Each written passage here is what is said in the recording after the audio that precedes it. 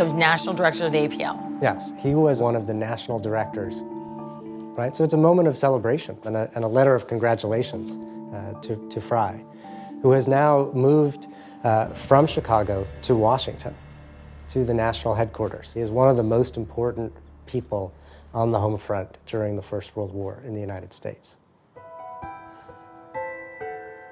And he really thinks he's doing good work.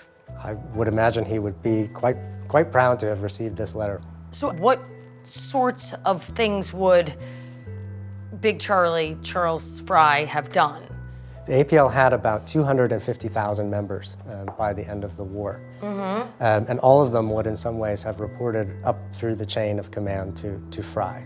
But we don't hear about the APL now. Why?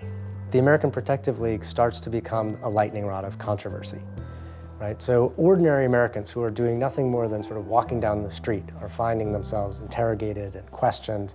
And instead of saying, yeah, here's my draft card, I'm doing my part, some of them are saying, you know, who are you to ask me for this draft card? You know, I'm a good American, I'm a citizen. What kind of organization is this? What kind of country do I live in?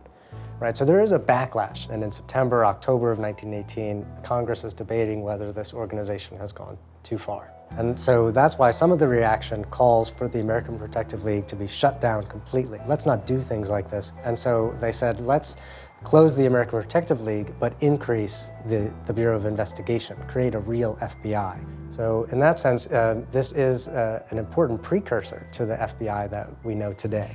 Wow. But we really have sort of forgotten this chapter of our history. People should know about this. Like, yes, this happens. It happens, you know, every war, every time there's a wave of immigration, somebody is villainized, and that gives people permission to act in ways that are unconstitutional and un-American. I can't help but, again, look at everything through the lens that we do today and the anti-Muslim sentiment that is right now, you know. And yet here we are threatening to have a registry for Muslims and tell them, you know, that they are guilty until proven innocent. And it makes me wildly uncomfortable to think that we could have another APL.